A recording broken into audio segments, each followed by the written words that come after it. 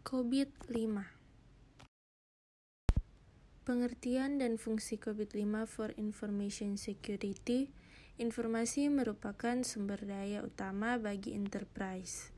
Teknologi memegang peranan penting yang dapat meningkatkan fungsi informasi pada enterprise, sosial, publik, dan lingkungan bisnis. COVID-5 memberikan layanan kerangka kerja secara komprehensif untuk membantu pemerintah dan manajemen IT dalam sebuah perusahaan mencapai tujuan yang diharapkan. COVID-5 for Information Security yang dapat digambarkan pada gambar di bawah merupakan bagian dari COVID-5 secara utuh, di mana fokus pada COVID-5 for Information Security lebih ditekankan pada keamanan informasi dan memberikan gambaran secara detail dan praktikal tentang panduan bagi para profesional keamanan informasi dan orang-orang yang merupakan bagian dari enterprise yang memiliki ketertarikan di bidang keamanan informasi.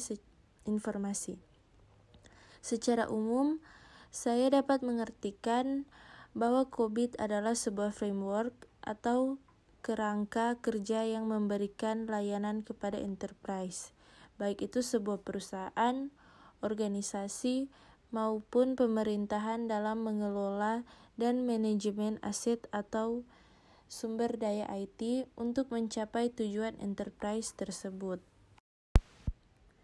Tujuan utama pengembangan COVID-5 for Information Security menggambarkan keamanan informasi pada enterprise termasuk responsibilities terhadap fungsi IT pada keamanan informasi, aspek-aspek yang akan meningkatkan efektivitas kepemimpinan dan manajemen keamanan informasi seperti struktur organisasi, aturan-aturan dan kultur, hubungan dan jaringan keamanan informasi terhadap tujuan enterprise.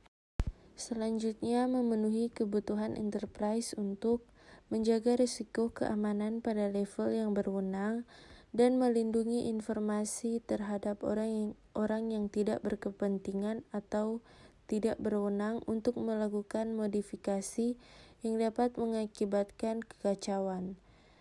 Memastikan layanan dan sistem secara berkelanjutan dapat digunakan untuk internal dan eksternal stakeholders, mengikuti hukum dan peraturan yang relevan. COVID-5 didasarkan pada 5 prinsip kunci tata kelola dan manajemen TI perusahaan, yaitu yang pertama, pemenuhan kebutuhan stakeholder, yang kedua, titik-titik penting perusahaan, yang ketiga, penggunaan sebuah framework terintegrasi, yang keempat, memungkinkan pendekatan secara holistik, yang kelima, memisahkan tata kelola dengan manajemen. COVID-5 mendeskripsikan 7 kategori yang berperan sebagai penggerak, yaitu 1. Prinsip-prinsip, kebijakan-kebijakan, dan framework. Adalah sarana untuk menerjemahkan tingkah laku yang diinginkan ke dalam petunjuk praktek untuk pelaksanaan manajemen harian.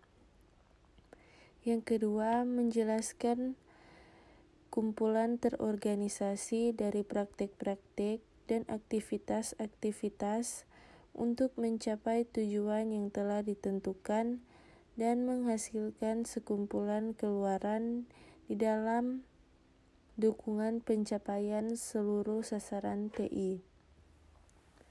Struktur organisasi, entitas pembuatan keputusan kunci di dalam perusahaan.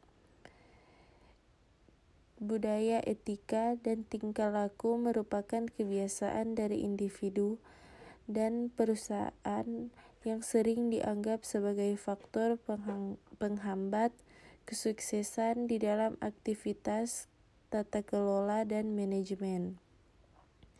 Informasi adalah sebuah kebutuhan untuk memastikan agar organisasi tetap berjalan dan dapat dikelola dengan baik. Tetapi di tingkat operasional, informasi seringnya digunakan sebagai hasil dari proses perusahaan. Selanjutnya, layanan infrastruktur dan aplikasi menyediakan layanan dan proses teknologi informasi bagi perusahaan.